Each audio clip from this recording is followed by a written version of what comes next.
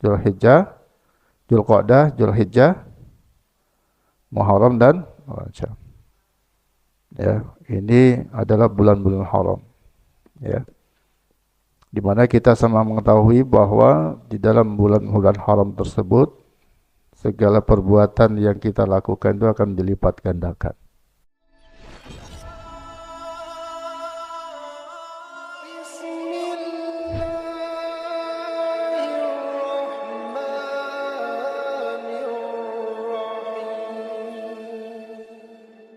Assalamualaikum warahmatullahi wabarakatuh.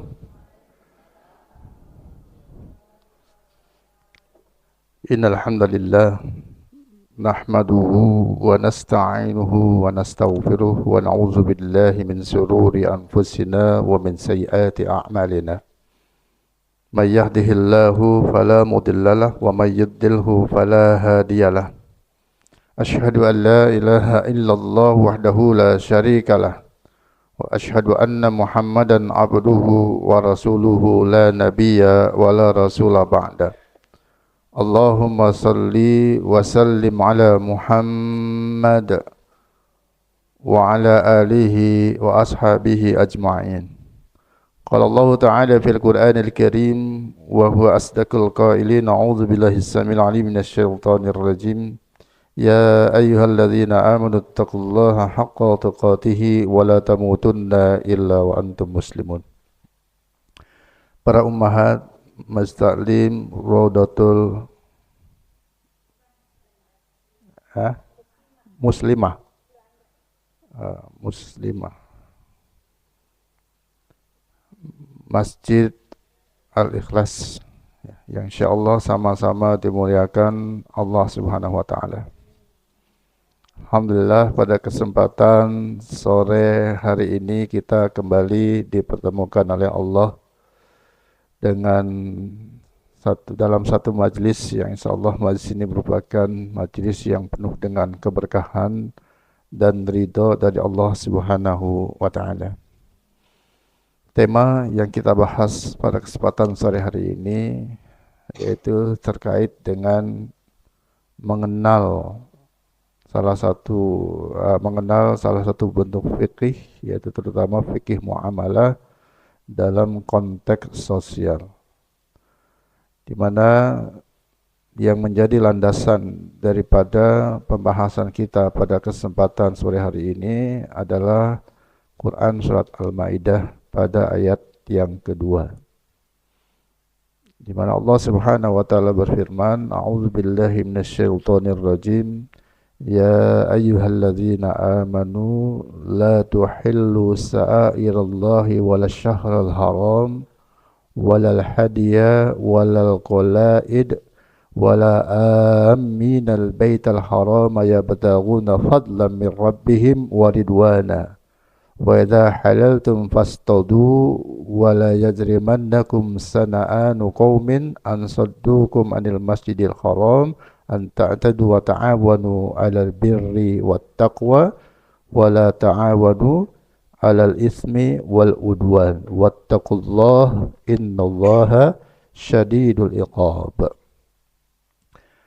Artinya, dan janganlah kamu melanggar syiar-syiar Allah, dan janganlah kamu melanggar kehormatan bulan-bulan haram, dan janganlah kamu mengganggu orang-orang yang beriktikaf di Masjidil Haram, dan janganlah kamu mengganggu orang-orang yang mencari karunia dari Tuhannya dan rela menerima ketentuan dunia dalam perjalanan mereka.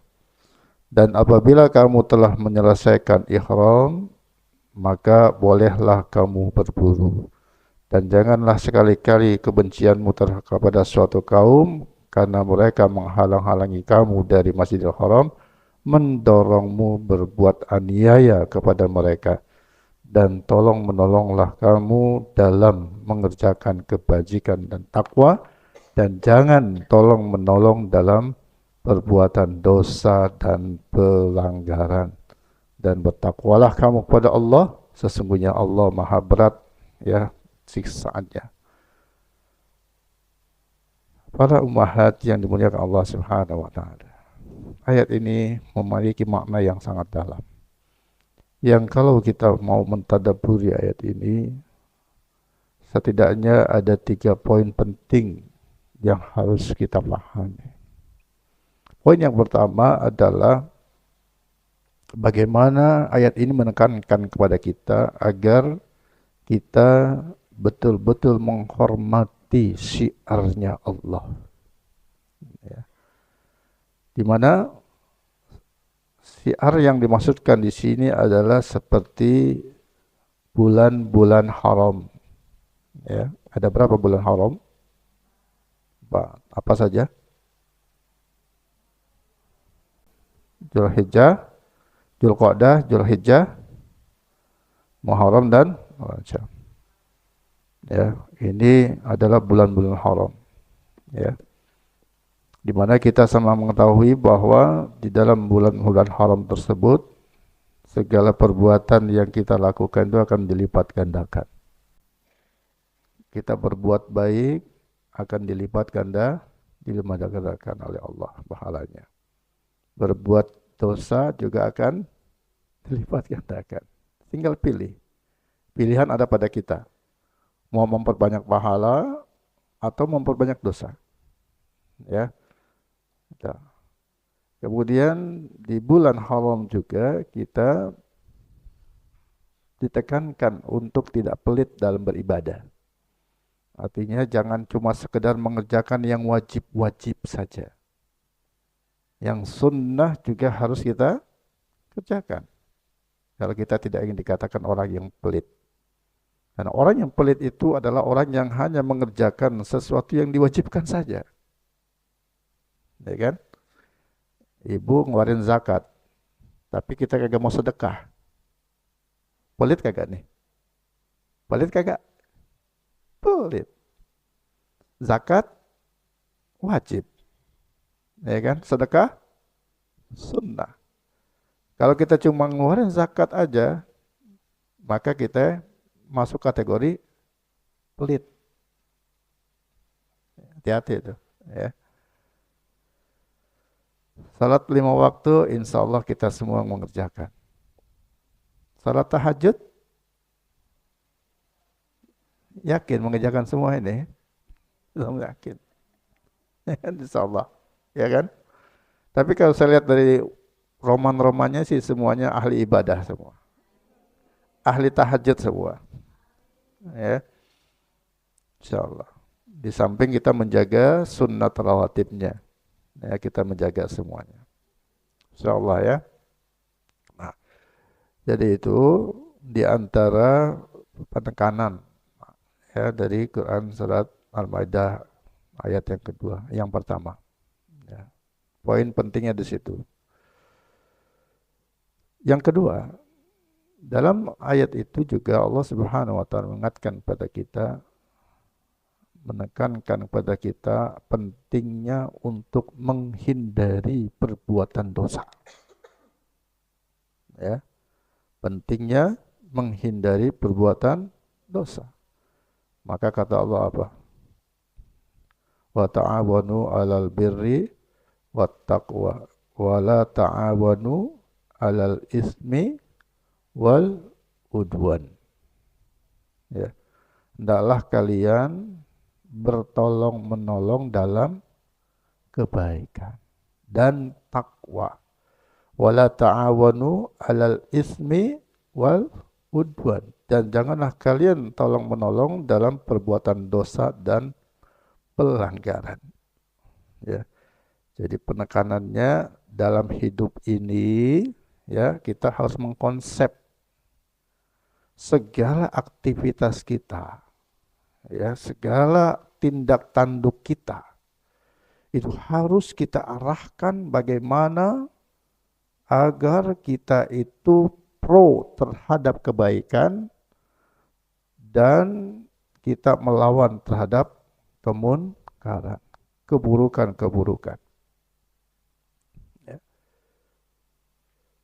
Kepada orang lain saja kita tidak boleh membantu dalam keburukan dan perbuatan dosa, apalagi untuk kita. Ya. Jadi kalau kita saja sudah diingatkan oleh Allah, janganlah kalian bertolong-menolong dalam perbuatan dosa dan pelanggaran. Artinya apa? Ya buat diri kita jangan berbuat dosa. Ya. Tapi yang diperintahkan oleh Allah ta'awun alal birri wat taqwa. Kita diperintahkan untuk berbuat kebaikan dan takwa. Jadi kalau ada orang yang berbuat baik, diperintahkan oleh Allah, kita tolong dia. Kalau ada orang yang kerjaannya dakwah, ya, sampai mungkin dia lupa akan, katakanlah, mencari ma'isyah yang mencukupi untuk istri dan anaknya, maka kita bantu dia. Karena ini orang dalam posisi yang sangat-sangat perlu bantuan kita. Kalau ada tetangga kita yang memang punya aktivitas sosial, sering menolong, ya, sering membuat apa istilahnya, baksos ya, bakti sosial. Itu jangan kita cuek, bantu dia. Kan ada Bu ya, di tengah masyarakat itu kadang ada orang yang memang aktivitasnya itu dia memposisikan dia sebagai volunteer. Orang yang kerjaannya adalah sosial, sosial, dan sosial. Dia tidak untuk memperkaya diri. Kalaupun dia mencari sesuatu maisha, cukup hanya sekedar untuk menafkahi, kewajiban menafkahi anak dan istri. Ini yang kayak begini nih kita kudu tolong nih. Ya. Kita kudu tolong. Karena dia dalam rangka berbuat kebaikan. Ya. Ada. Jangan kita nerima WA misalnya dari orang yang memang suka melakukan perbuatan itu, kan suka ya kirim ke kita gitu ya.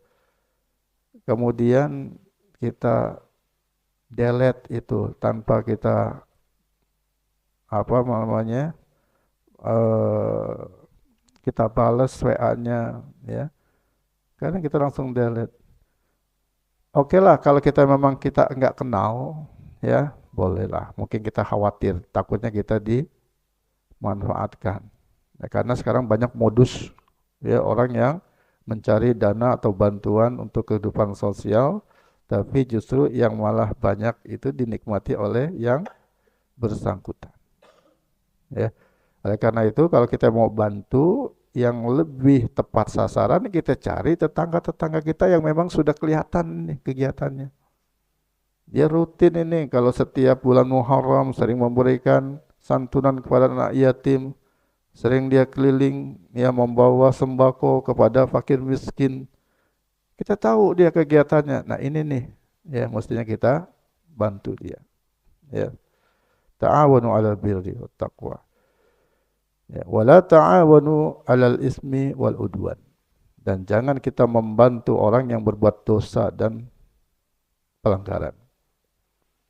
Dalam konteks kita sehari-hari, ya kita tanpa sadar ya.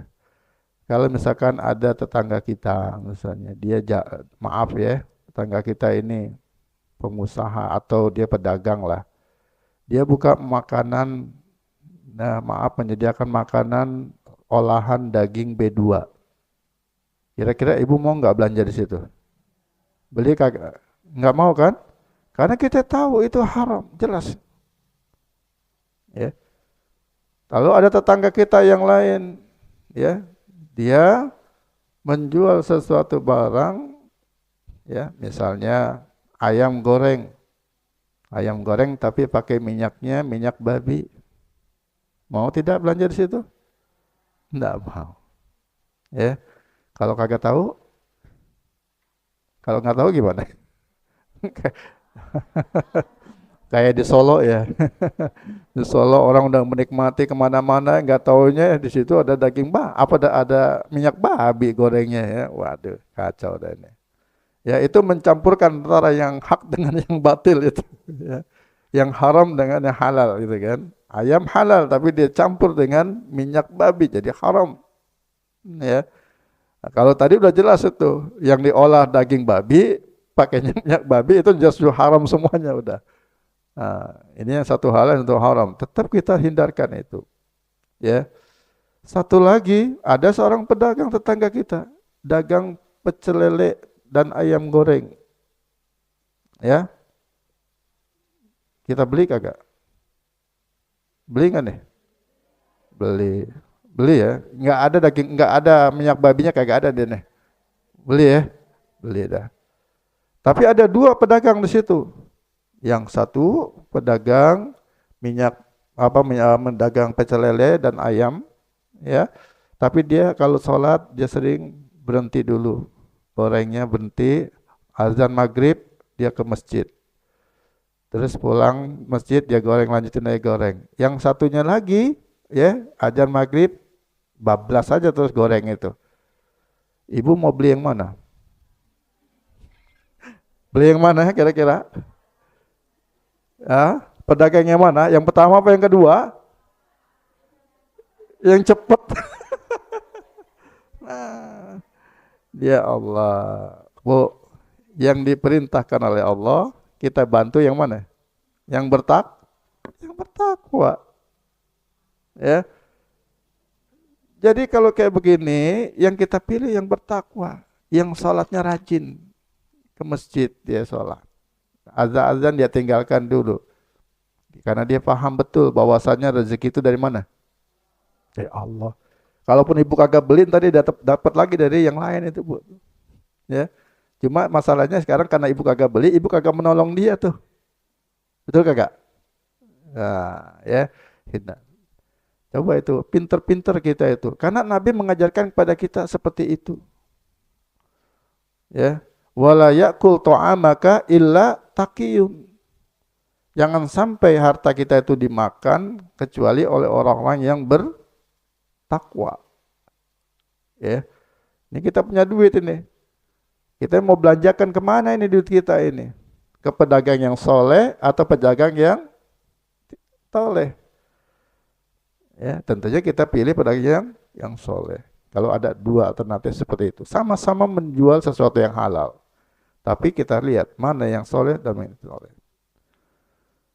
Gitu juga kita belanja ke pasar. Belanja ke pasar juga sama tuh. Ya, kan ada pedagang itu mungkin banyak pedagang di situ kan. Kita pilih cari pedagang yang soleh. Yang kira-kira kita tahu nih aktivitas dia itu memang rajin ke masjid kalau dia laki-laki, ya ibu-ibu kalau yang jualan ibu-ibu dia rajin ikut majelis taklim bareng-bareng sama kita. Ini yang kita pilih. Pak Ustadz yang soleh dagangnya mahal. Kan gitu. Yang rajin ke masjid dagangnya mahal Pak Ustadz. Emang beda berapa duit sih? Beda 500 perak Pak Ustadz. Ya cuma 500 perak aja. Nah, masa kita nggak rela uang 500 perak itu kita berikan untuk tambahan kepada orang yang soleh. Kalau orang yang soleh dia dapat untung, ya untungnya nanti balik lagi ke kita, ke saudara-saudara kita yang miskin. Kenapa? Dipakai untuk sedekah. Balik lagi ke orang miskin. Tapi kalau orang yang kagak soleh, boro-boro, ya dia hanya untuk kepentingan pribadi. Enggak tergerak hatinya untuk membantu saudara-saudara kita. Itu cara kita ya berperilaku ekonomi seperti itu harusnya dalam berbelanja. Oke. Ada institusi keuangan. Nah, ini kita sedikit meningkat yang lebih berat nih. Ada dua institusi keuangan. Ya, yang satu ada bank yang sudah jelas-jelas seluruh produknya itu dikelola dengan sistem bunga. Sedangkan ada satu bank yang jelas-jelas dia sudah menggunakan label syariah. Saya tanya, kira-kira ibu pilih mana kalau ibu harus naruh duit? Mau nyimpen duit, pilih di mana? Hah? Pilih di mana? Yang bank mana? Pakai bunga atau syariah? Nah, ini udah ngerti ini. Udah ngerti ya? Iya, karena tahu kita Kalau kita nyimpen duit di bank konven, artinya kita ta'awun alal ismi. Sama aja kita nolong dia untuk berbuat dosa lebih banyak lagi. Makanya belum lama ini ada yang nanya, jamaah saya tuh tanya, Ustadz, ini jamaahnya bukan jamaah yang ya kelas menengah lah, bukan menengah ke bawah, menengah ke atas ini. Pak Ustadz, saya nyimpen duit di bank konvensional. Tapi saya tidak minta ada bunga. Saya tanya, emang Bapak bisa ngurus nyimpen duit di bank konvensional tanpa bunga? Dia nyimpen duit di bank konvensional tanpa bunga, kira-kira bisa kagak? Biasanya kalau yang level nasabah yang kere-kere ya, itu kagak ini kita, kagak dianggap. Mohon maaf Bapak ya, kita sudah sistem, ya kan? Kita sudah sistem berapapun yang Bapak simpan di bank kami, itu nanti akan ada bunganya, dapat bunga. Itu kalau nasabah yang kere kayak kita. Ya. Tapi kalau nasabah yang prioritas, dia sudah negosiasi nih sama CS-nya kan, customer service-nya. Saya mau kata awalnya ngomongnya begitu, nggak bisa, udah sistem. Ini saya mau nyimpen duit miliaran. Pas dibilang miliaran baru dia, sebentar Pak, nanti saya coba tanyakan ke atasan saya. Begitu dia ngomongnya gitu. Sebentar Pak ya, ngomong dia ke atasannya, gimana Pak? Nih, nggak apa-apa deh, terima aja dah. Ntar bisa aja bunganya kita kagak usah kasih. Oh bisa Pak, bisa. Alhamdulillah, kata dia nih kan, alhamdulillah. Berarti saya sudah bebas dari bunga, sudah bebas dari riba bunga. Nah, kemudian dia nanya sama saya, Pak Ustadz, kalau saya seperti itu nyimpen duit di bank konvensional tapi tidak ada bunganya Pak Ustadz, bisa nggak Pak Ustadz? Boleh atau tidak? Saya katakan secara ribanya tidak ada riba, memang betul. Ya. Tapi di sini ada pasal yang Bapak langgar, pasal yang lain ini yang kena nih. Ya, nyari-nyari pasal deh jadinya ya kan. Pasal yang lain, apa itu pasalnya? Ini nih, Al-Maidah ayat yang ke-2. Wala ta'awanu 'alal ismi wal udwan. Allah perintahkan kepada kita, ya janganlah kalian bertolong-menolong dalam perbuatan dosa. Kita naruh duit di bank konvensional, meskipun tidak ada bunganya, itu kita sudah menolong lembaga bank ribawi itu untuk mempraktekkan ya riba lebih luas lagi. Karena duit yang kita simpan di situ pasti nanti akan dipakai tuh ya sama bank. Untuk apa? Diputar ke nasabah yang minjem duit. Waktu nasabah minjem duit, kira-kira nasabah yang minjem ini dikenakan bunga nggak sama bank? Dikenakan bunga. Dia kagak bayar bunga ke nasabah yang nyimpen, tapi dia ketika minjemin ke nasabah yang minjem, dia kenakan bunga. Tuh. Akhirnya sama aja tuh. Ya, kita menolong dia dalam perbuatan dosa. Ya. Menyebarluaskan praktek riba. Ya. Nah, itu konsep yang kedua, tadabbur yang kedua. Tadabbur yang ketiga yaitu bertakwalah kamu kepada Allah. Wattaqullah. Ya. Wattaqullah. Jadi bertakwalah kamu kepada Allah, hendaklah kalian bertakwa kepada Allah. Ini mengingatkan kepada kita bahwa sikap kita dalam mengamalkan apa yang diperintahkan oleh Allah pada ayat sebelumnya tadi, ya kalimat sebelumnya tadi, itu baru bisa kita lakukan manakala kita menghadirkan rasa takut kita kepada Allah. Ya. Kalau kita tidak bisa menghadirkan rasa takut kita kepada Allah, yakin tidak akan bisa kita itu mengamalkan ta'awanu 'alal birri wat taqwa wa la ta'awanu 'alal ismi wal udwan itu nggak bisa. Ya, jadi kata kuncinya di situ. Hadirkan rasa takut dulu. Karena salah satu rasa takut itu, ya, salah satu ciri daripada orang bertakwa itu apa? Al khauf minal jalil. Jadi orang-orang yang bertakwa itu, kata Sayyidina Ali bin Abi Thalib radhiyallahu an, adalah salah satu cirinya al khauf minal jalil. Dia harus menghadirkan rasa takut kepada Allah yang maha mulia, yang maha besar. Tuh, ya. Kalau kita punya rasa takut, yang ada justru malah timbul kesombongan dalam diri kita. Kalau kita sudah sombong, maka otomatis sulit kita untuk menerima apa yang Allah perintahkan dan sulit untuk kita tinggalkan apa yang Allah larang. Kalau sudah ada sifat sombong dalam diri kita. Nah, sifat sombong itu muncul kenapa? Karena kita kagak takut sama Allah. Ya, makanya Nabi katakan apa? Al-kibru batarul haq wa ghamtun nas. Kata Nabi nih, di antara sifat orang-orang yang sombong itu apa? Dia suka batarul haq, menolak kebenaran yang datangnya dari Allah. Ditolak kebenaran. Apapun syariat yang benar, dia tolak. Ya. Hati-hati, Bu. Ya. Apalagi kalau sudah kita mencampur adukkan syahwat ketika kita memandang syariat dari Allah. Repot udah. Baru-baru ini, mohon maaf ya. Ini jangan sampai terjadi ke Ibu deh ya. Ini saya perlu cerita nih. Saya ada kenal salah satu jamaah saya di dekat saya tinggal. Saya tahu persis dia rajin taklim. Rajin ikut organisasi Islam. Rajin, aktif di lingkungan. Mengikuti kajian-kajian. La qadarullah.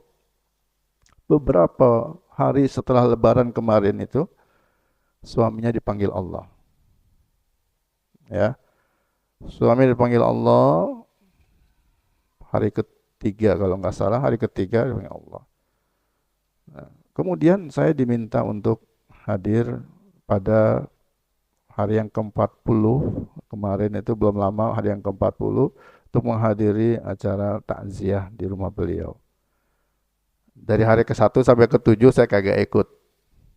Padahal saya tetangga deket kagaknya, tapi saya kagak ikut. Pas hari ke-40 saya diundang dan saya diminta untuk menyampaikan tausiah, saya mau. Ya kan? Apa yang saya sampaikan dalam kesempatan tausiah itu? Saya katakan, alhamdulillah ya keluarga dari ibu sudah menyelesaikan urusan ya yang harus disegerakan terkait dengan jasadnya si mayit. Ya, yaitu apa kewajibannya? Memandikan, mengkafani, menyolatkan dan menguburkan. Oke, ini sudah selesai urusan ibu atau keluarga ibu terhadap si jasad mayit. Tapi jangan lupa, ada 3 yang harus disegerakan, yang menjadi kewajiban orang yang hidup terhadap hartanya si mayit. Apa itu? 1, bayarin utangnya si mayit dari hartanya si mayit.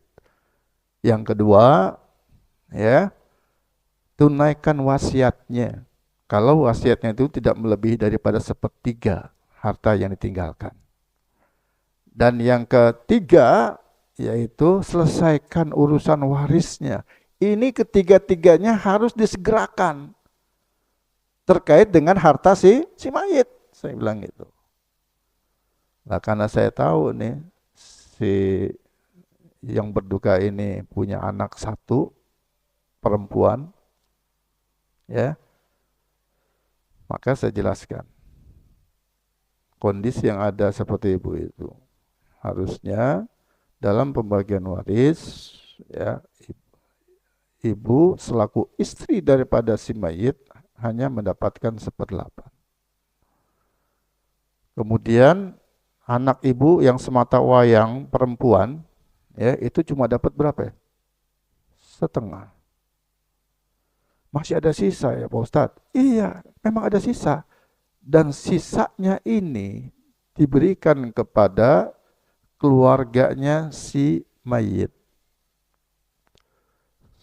Saudaranya mayit ada nggak saudaranya? Ada Pak Ustadz. Berapa orang? Yang laki 3, perempuan 1. Oke, berarti sisanya itu dibagi 7. Karena laki-laki 2 kepalanya. 2 kali 3, 6.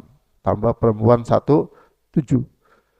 Jadi sisanya dibagi 7. Di mana yang laki-laki itu nanti diberikan 2/7 dari sisanya.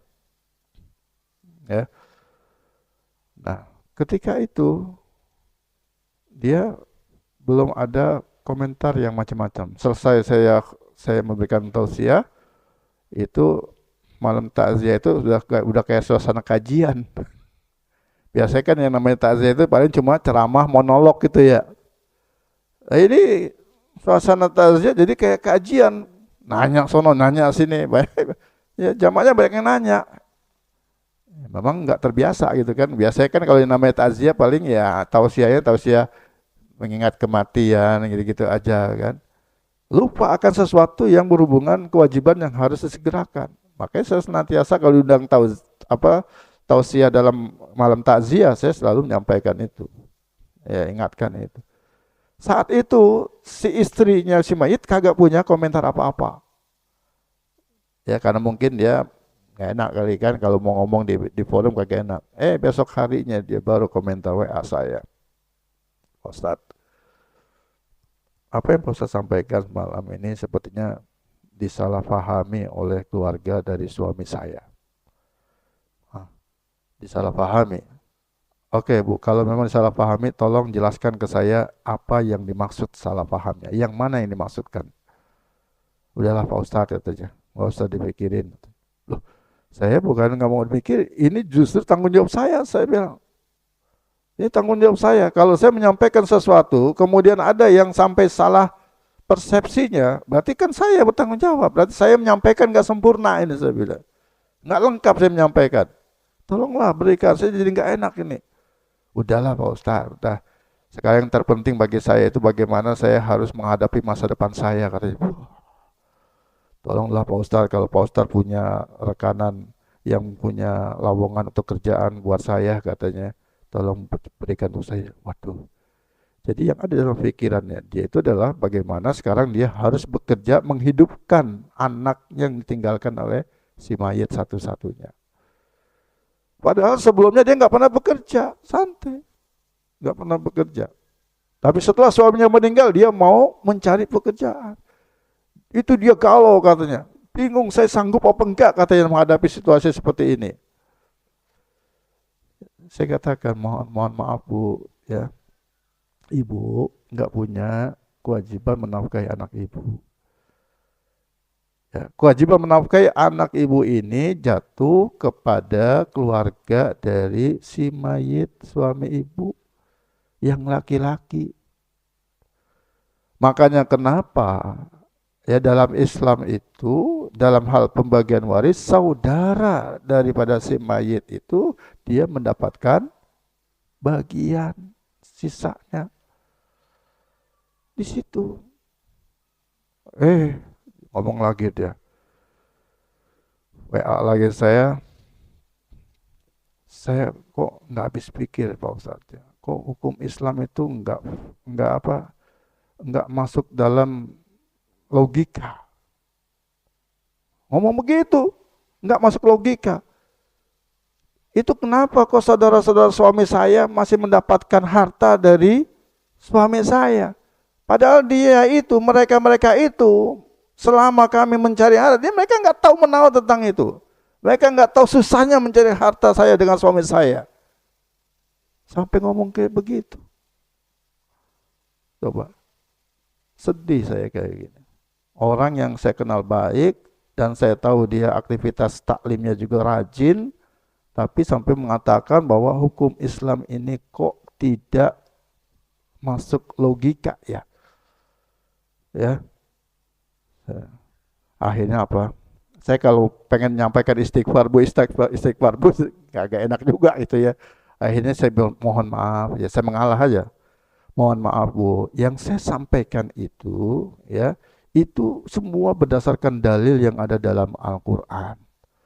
Terkait dengan anak ibu yang semata wayang perempuan, itu ada dalam Quran surat An-Nisa pada ayat yang ke-11, saya bilang.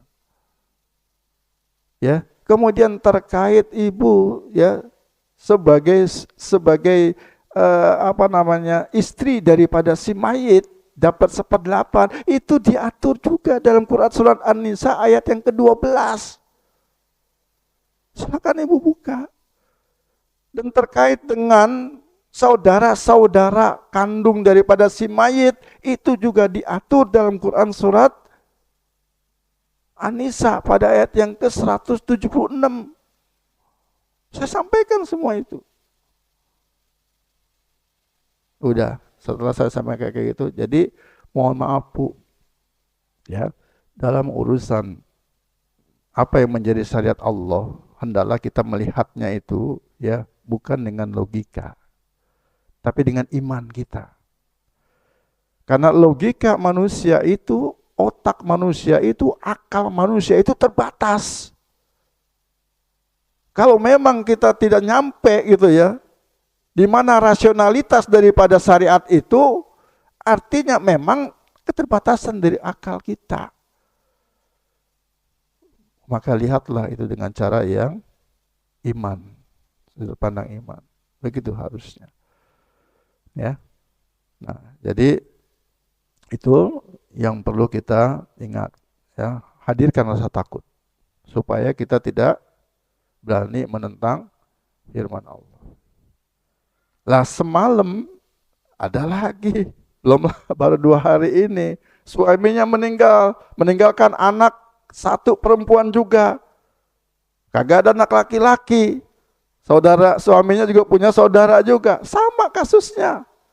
Jadi dalam berapa sebulan 2 bulan ini, 2 bulan ini saya menangani 3 kasus yang sama untuk urusan waris.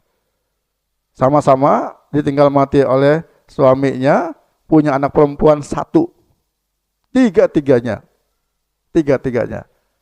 Yang satunya lagi ada kasus orang Jakarta. Ya. Dia wanita yang dinikahi secara sir. Istri pertamanya sudah sepuh, sudah tua, tapi tidak punya anak. Suaminya meninggal. Tapi dengan istri yang kedua punya anak 1. Ya, punya anak 1. Kan sama peristiwanya, ya kan? Jatah dari harta suaminya itu untuk istrinya 1/8. 1/8 karena istrinya ada 2 dibagi 2. Jadi masing-masing 1/16, 1/16. Enggak peduli itu istri yang sah melalui pernikahan di KUA atau istri yang tidak sah melalui pernikahan di KUA. Yang penting kalau dinikahi secara Islam sudah sah, sudah dia tetap sebagai istri yang sah. Dapat atas 1/16. Nah, jadi 3 kasus yang sama yang saya tangani dalam waktu yang berdekatan ini. Yang satu yang saya paling enggak ini kemarin itu ya Allah. Sampai hari ini beliau masih menjaga jarak dengan saya gara-gara saya menyampaikan itu di hadapan keluarga daripada suaminya. Ya, jadi keluarga suaminya minta segera disegerakan, dia nggak terima. Gitu. Sampai saya bilang kalau kita menahan hak orang lain, ya itu sama saja kita berbuat zalim kepada orang lain. Ya. Baik. Nah, jadi itu ya 3 poin penting ya. 3 poin penting dalam mentadaburi ayat yang kedua Quran surat Al-Maidah. Oke. Yang pertama kita harus menghormati syiar-syiar Allah, ya. Yang kedua, hindari perbuatan dosa, ya. Hendaklah kita menjadi bagian dari orang yang pro terhadap kebajikan, ya, dan kontra terhadap pelanggaran. Dan yang ketiga adalah hendaklah kita hadirkan rasa takut dalam diri kita. Karena yang membuat kita itu sering melanggar gara-gara tidak ada rasa takut, yang justru ada kesombongan dalam diri kita. Itu yang sering melanggar. Ya. Nah, kemudian ada yang para ummahat yang dimuliakan Allah Subhanahu wa taala, yang perlu kita perhatikan terkait dengan fikih muamalah ini adalah yang jelas ya, fikih muamalah merupakan salah satu cabang ilmu fikih ya yang fokus pada hukum, aturan hukum dalam berbagai muamalah atau transaksi sosial. Termasuk di dalamnya adalah membahas tentang ekonomi, ya, bisnis yang dilakukan oleh umat manusia dalam kehidupan ini. Karena terus terang di antara kita ini tidak ada yang terlepas hidupnya itu dari masalah ekonomi, ya. Maka mempelajari fikih muamalah itu bukan perkara yang apa? Yang kecil ya. Ini perkara yang harusnya kita betul-betul pelajari. Karena saya sering katakan, dalam hidup kita, satu hari 24 jam Allah kasih. Yang kita lakukan ibadah mahdhah itu berapa jam? Ibadah mahdhah yang kita lakukan berapa jam? Salatlah misalkan, yang wajib kita lakukan 5 waktu kan sehari ya. Satu waktu berapa? 10 menit anggaplah salat. Berarti kalau 5 waktu, 50 menit. Itu ibadah mahdhah yang kita lakukan. Selebihnya apa yang kita lakukan? Bermuamalah. Ya, artinya porsi hidup kita 24 jam itu lebih banyak kita habiskan untuk bermuamalah. Maka kita kudu tahu bagaimana ya Allah mengatur terkait dengan hubungan kita dalam bermuamalah. Nah, rata-rata yang belajar muamalah ini sedikit. Di masjid-masjid taklim. Betul kagak? Ya, kalau saya survei itu, ya kan, di mana-mana masjid yang mengadakan kajian rutin, itu jarang yang membuka atau yang mengadakan kajian terkait dengan fikih muamalah. Padahal dalam hidupnya sehari itu lebih banyak dia bermuamalah. Ya. Makanya kenapa Umar bin Khattab itu melarang pedagang ya masuk ke pasar kalau dia belum belajar fikih muamalah. Supaya apa? Supaya kagak melanggar. Ya, supaya kagak melanggar. La yabi fi sauqina illa man qad tafaqqahu fid din. Itu kata Umar bin Khattab. Kagak boleh ya berjualan di pasar kami kecuali orang yang paham tentang agama. Agama yang dimaksudkan di sini adalah terkait dengan masalah muamalah. Ada yang pedagang di sini? Ada? Banyak? Oke. Sudah belajar fikih muamalah sebelum dagang? Belum. Di situ kesalahan kita. Padahal jangan kita melakukan sesuatu kalau kita belum tahu ilmunya. Betul kagak? Supaya apa? Supaya kita tidak banyak melanggar. Kita mau dagang, kita harus belajar dulu fikih dagang gitu loh. Supaya kagak melanggar dagang-dagang kita. Kita mau bermitra bisnis, kita kudu tahu dulu gimana Islam mengatur terkait dengan perjanjian dalam bisnis. Ini gara-gara kita kagak banyak yang mau belajar, ya akhirnya begitu. Mereka bisnis-bisnis yang penting dalam pikirannya dia, kalau selama itu untung udah dah, kita sikat. Jadi ukurannya apa? Untung. Padahal dia kagak tahu untungnya itu dari mana. Dari akad yang sesuai syariah atau tidak. Ya kan? Ada tetangga nih nawarin bisnis ke kita. Ente mau kagak gabung sama Ane nih? Ane punya bisnis, ya. Dia punya modal kagak? Ada duit mah banyak.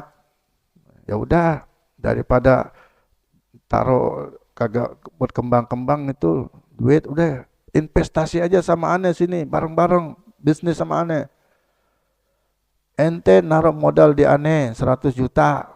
Ntar tiap bulan pokoknya ente kasih keuntungan buat ente 5%. 5% dari mana? Dari modal yang ente setor.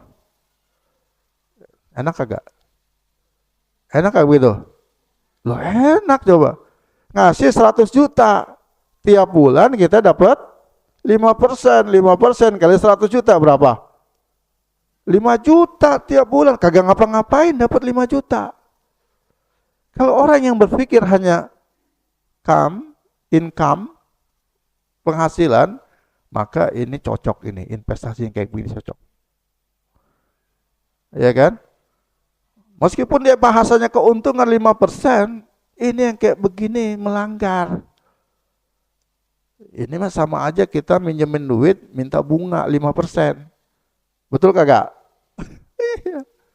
Gara-gara dia kagak tahu tentang fikih muamalah, dia kagak belajar tentang fikih muamalah. Ya, tentang bagaimana konsep kerjasama dalam bisnis dalam Islam. Oh, kalau dia belajar kagak bakal mau itu. Saya teringat dulu ketika mertua saya, ini waktu saya belum belajar nih ya, ini pengalaman aja. Mertua saya waktu itu ya mengambil mitra bisnis dengan salah satu lembaga pendidikan yang franchise Bimba A I U E O. Kok saya sebut nih?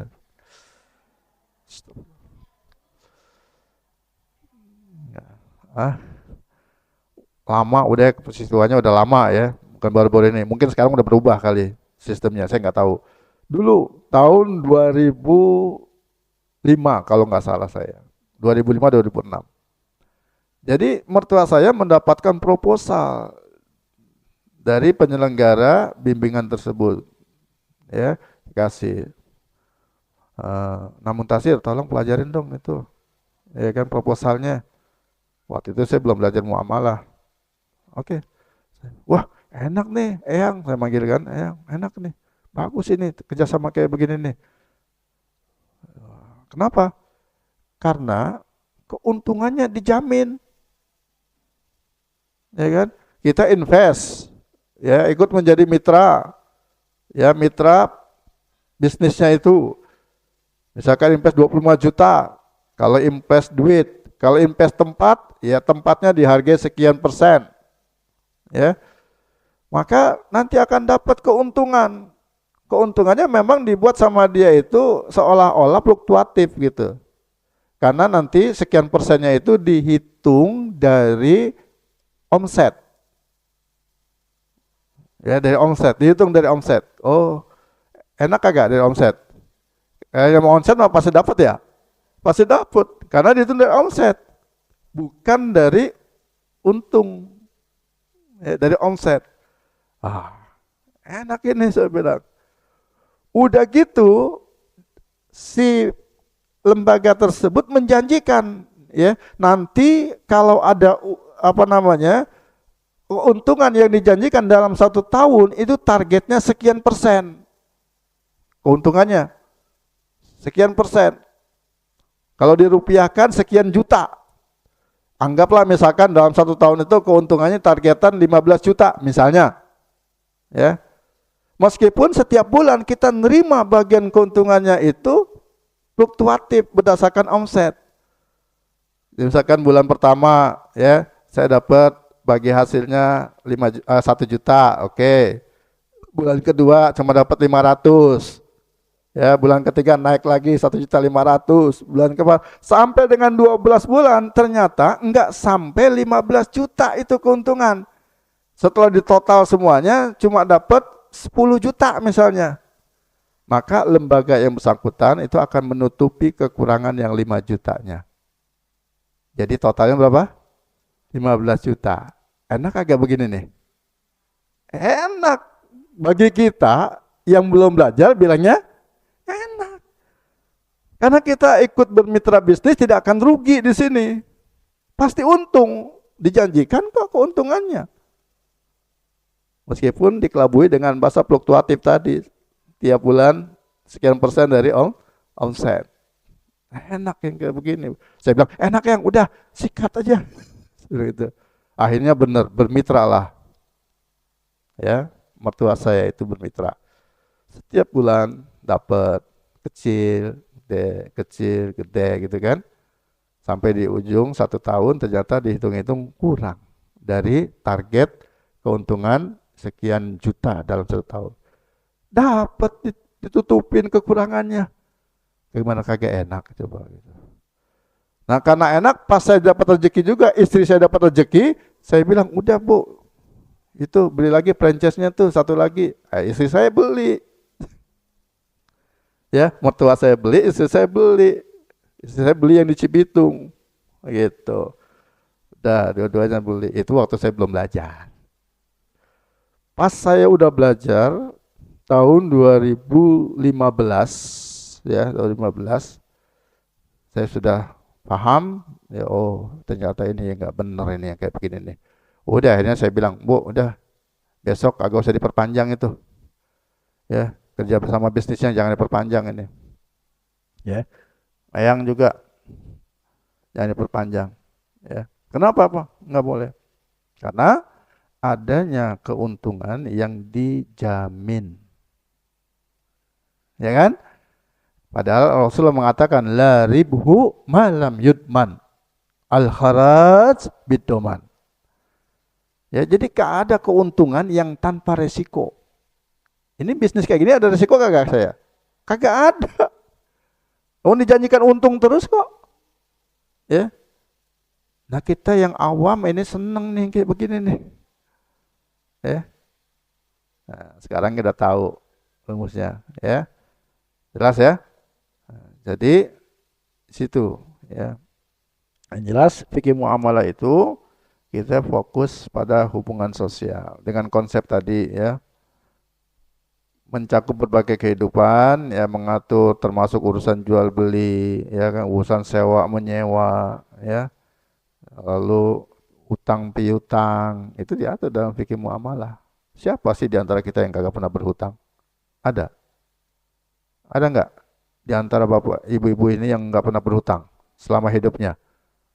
Ada? Nggak ada. Ini muka-muka punya utang semua ini, iya kan? Ah, tahu kagak prinsip kita ngutang? Ya kan?